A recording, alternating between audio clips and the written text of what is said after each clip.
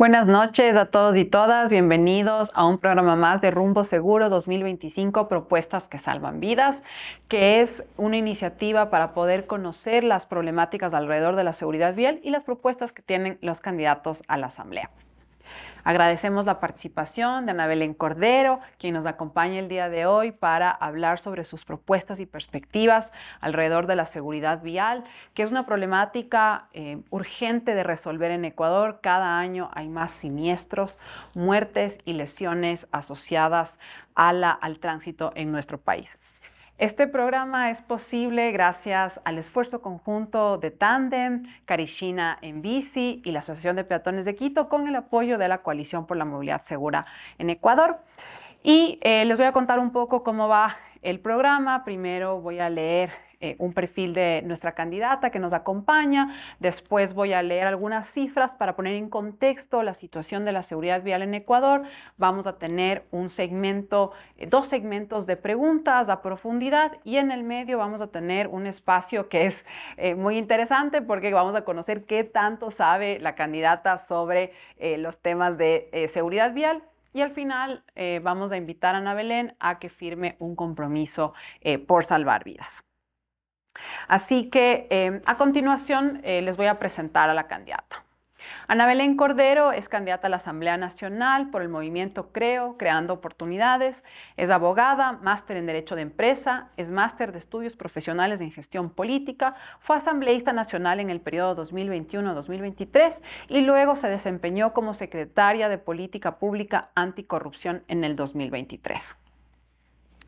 Ahora vamos a ver algunos datos de cómo estamos en seguridad vial en Ecuador. Un vehículo que circula a 50 kilómetros por hora requiere una distancia de frenado de 13 metros para detenerse por completo. Ser atropellado por un vehículo a 50 kilómetros por hora equivale a caerse del cuarto piso. A 65 kilómetros por hora es como caer del sexto piso y a 80 kilómetros por hora del noveno piso.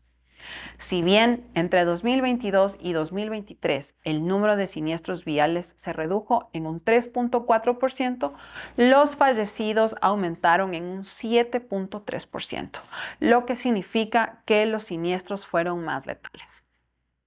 Con estas cifras tan preocupantes, damos la bienvenida nuevamente a Ana Belén. Muchas gracias por estar aquí y como ves, la problemática de la siniestralidad vial y las fatalidades sigue creciendo. La principal causa de siniestros en Ecuador es la velocidad. ¿Qué crees tú que se puede hacer desde la Asamblea para dar una respuesta a esta problemática? Bueno, primero muchas gracias, buenas noches por la invitación, saludos a la audiencia que nos están viendo en estos momentos.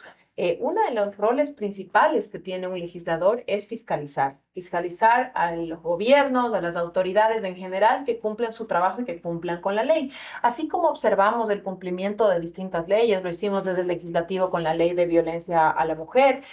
Otra de las leyes que se tiene que revisar, que fue la ley justamente de temas de la ley de tránsito en el 2021, es revisar que, por ejemplo, se cumpla con que se emita un reglamento. Sabemos que ya se van a cumplir 3 años de que no exista un reglamento sobre este tema que debe normar el procedimiento de cómo se aplica la legislación.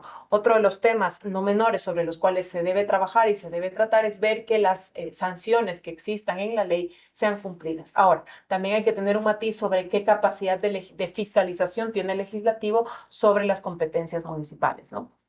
Yendo al reglamento que tú acabas de mencionar, el 10 de febrero se cumplen 3 años desde que la Asamblea Nacional le hizo el mandato al Ejecutivo de emitir el reglamento a la ley de tránsito y no hemos visto obviamente que el aparato del Ejecutivo se haya movido para hacerlo. ¿Qué acciones de fiscalización crees tú que puedan ser viables para que finalmente tengamos este cuerpo normativo que es tan importante?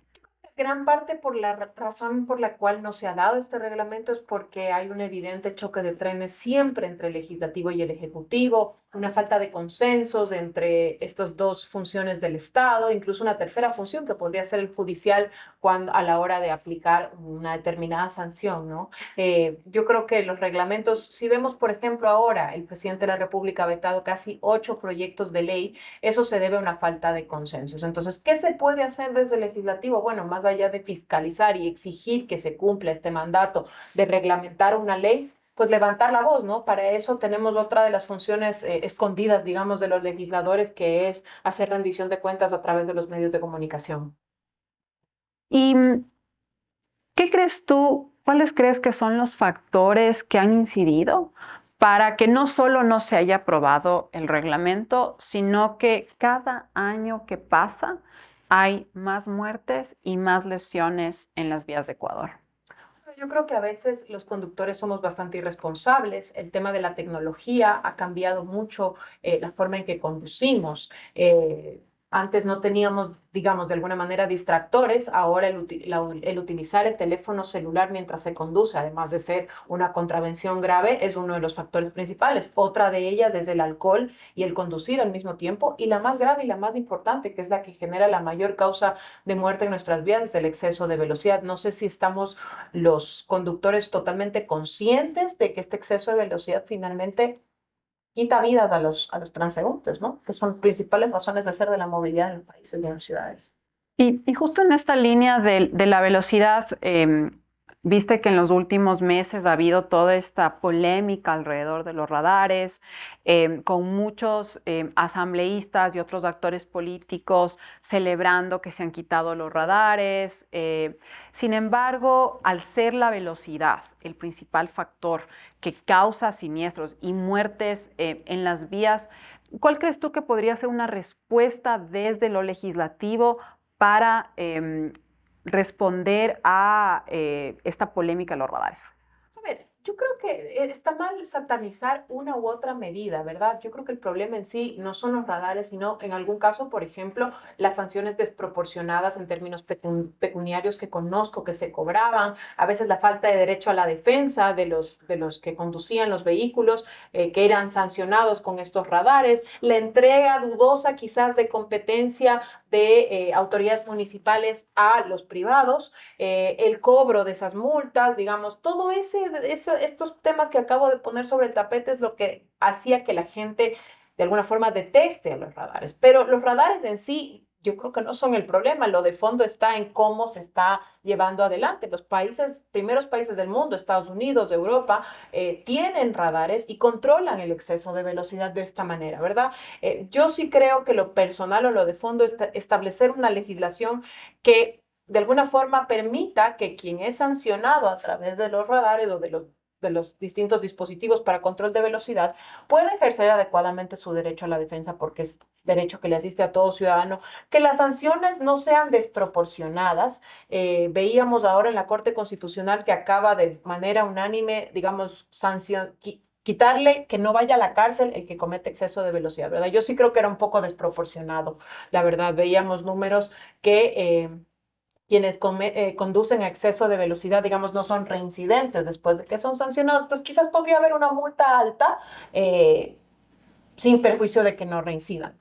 Y justo en esa línea, Ana Belén, ¿qué opinas tú de cambiar el sistema punitivo alrededor de las contravenciones de tránsito, ¿no? Es decir, ¿ves tú la posibilidad de una reforma normativa, por ejemplo, para combinar diferentes tipos de sanciones o hay también mucha propuesta ahora sobre el endurecimiento de penas? ¿Qué piensas tú?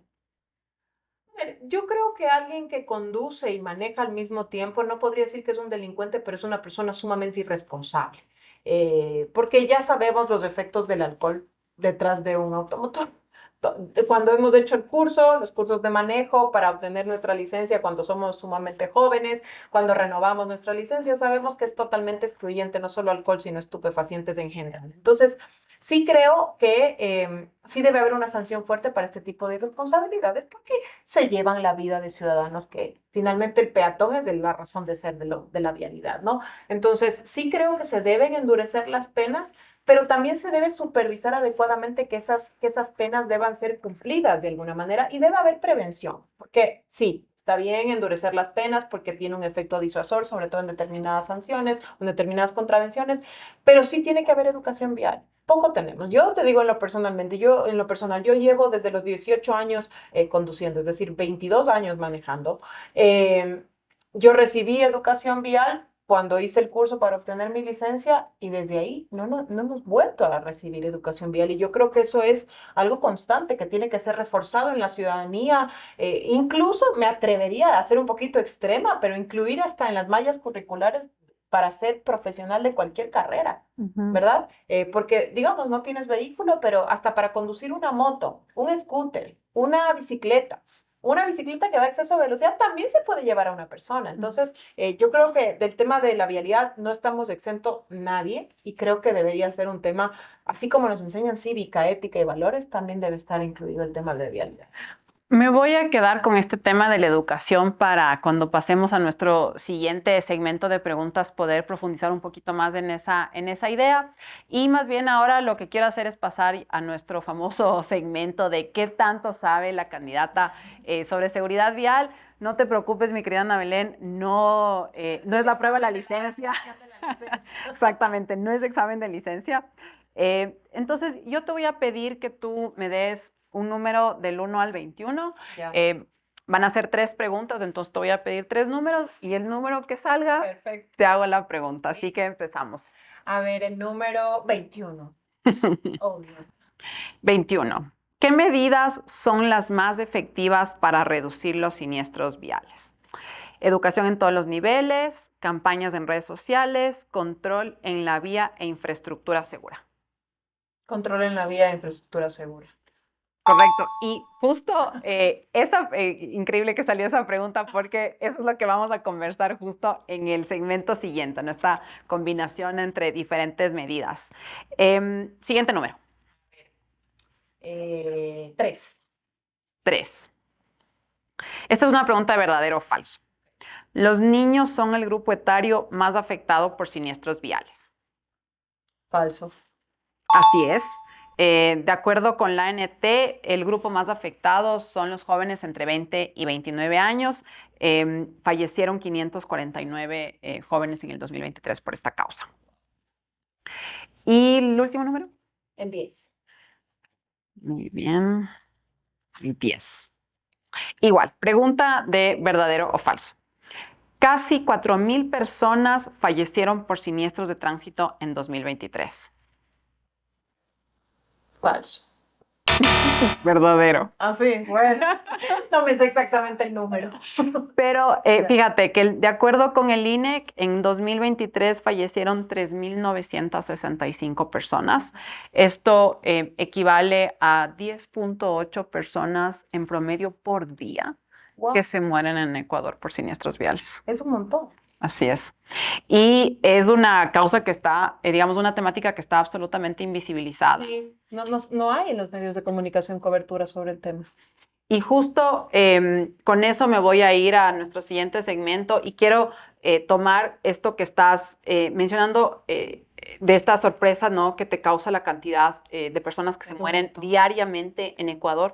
¿Tú crees que de alguna manera hemos naturalizado las muertes en las vías? Hemos normalizado las muertes en general y en las vías en particular, sí.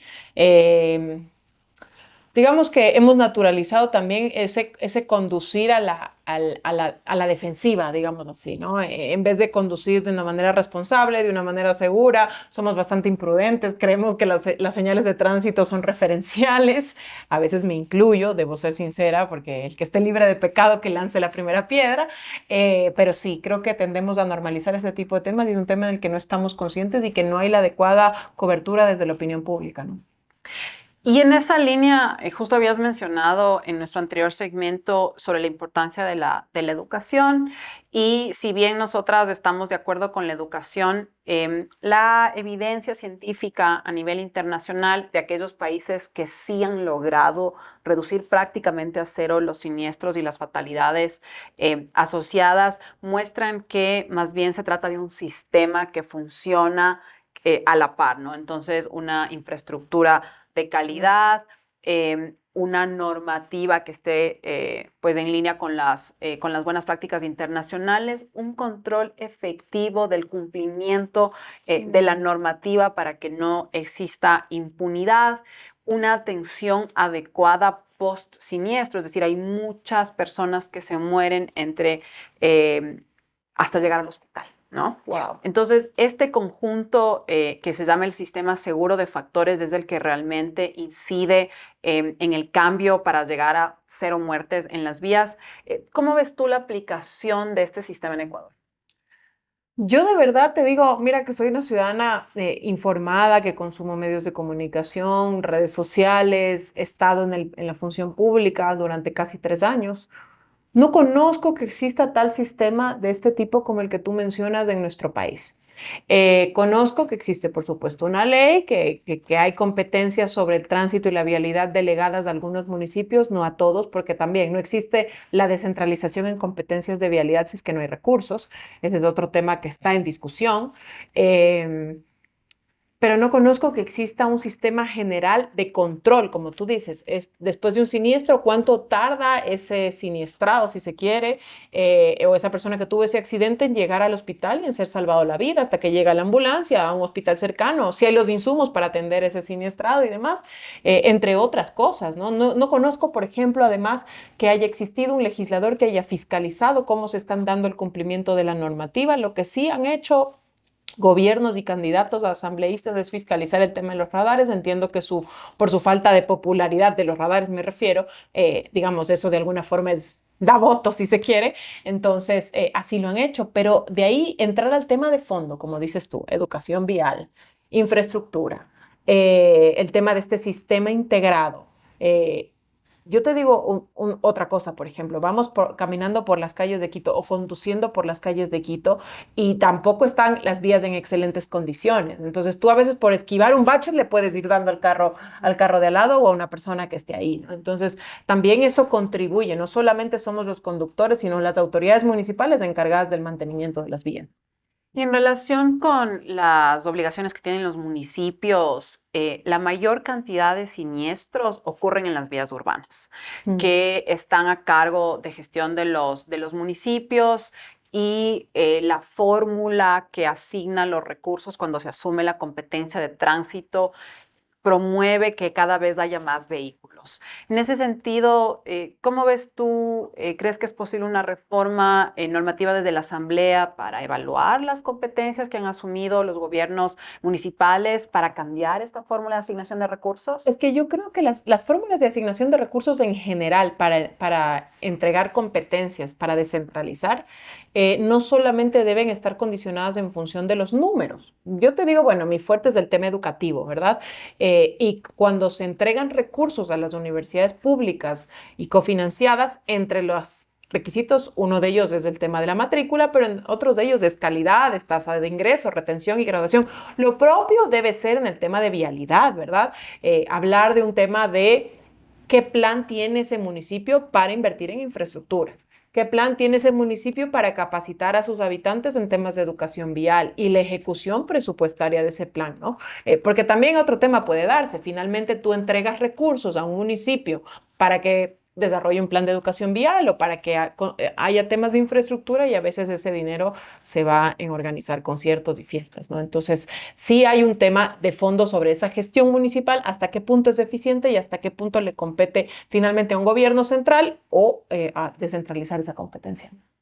Sí, hay mucho que se puede hacer desde la normativa. Una de las preocupaciones que nosotros tenemos desde las organizaciones de la sociedad civil que promovemos el cambio normativo por la seguridad vial es que el Ecuador no ha acogido la recomendación de la OMS para determinar el límite máximo que debe tener de alcohol en la sangre una persona a la hora de conducir.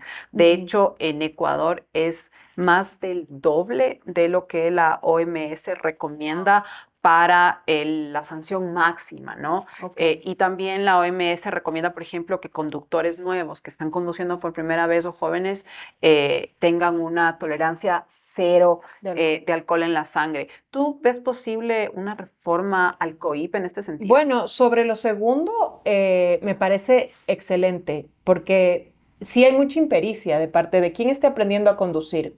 Primeros conductores, al menos quienes lleven un año, recién un año en el volante, independientemente de su edad, ¿no? Porque hay personas que sacan su licencia a los 18 y otros a los 30, ¿no? Y la impericia es lo mismo. Y sobre las reformas al COIP en torno a el porcentaje de permisión en temas de alcohol, yo desconozco el porcentaje porque yo no bebo, entonces digamos que nunca estoy en esa situación.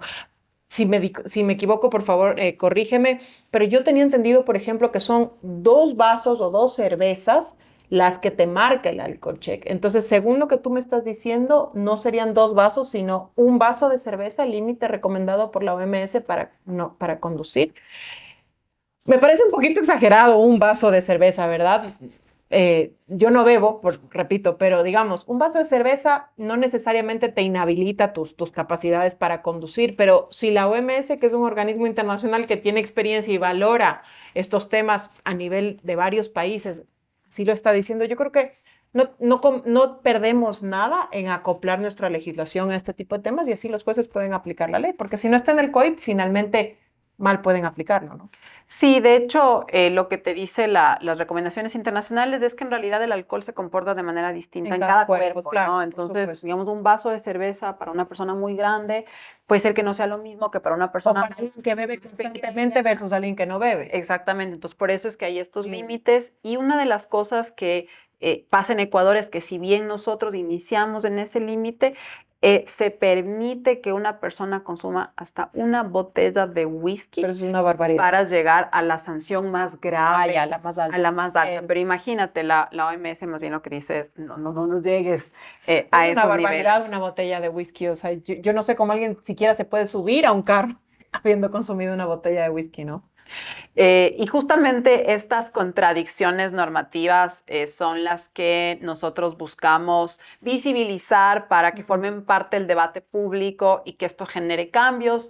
Te queremos agradecer muchísimo, Ana Belén, por haber estado en nuestro espacio y justamente lo que queremos hacer ahora es comprometerte a salvar vidas para que desde tu gestión de llegar a la Asamblea tú puedas promover justamente las reformas, las discusiones, que se centren en estas buenas prácticas, en este sistema integral que realmente garantiza que se salven vidas. Así que te invitamos a firmar el compromiso.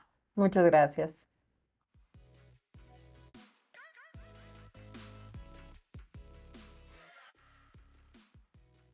Muchas gracias, Ana Belén, por comprometerse con nosotros y gracias a todos ustedes por habernos acompañado. Es importante señalar que hemos enviado una invitación a los 17 partidos o movimientos políticos de alcance nacional, sin embargo, solo recibimos la respuesta de 10. Hasta la próxima.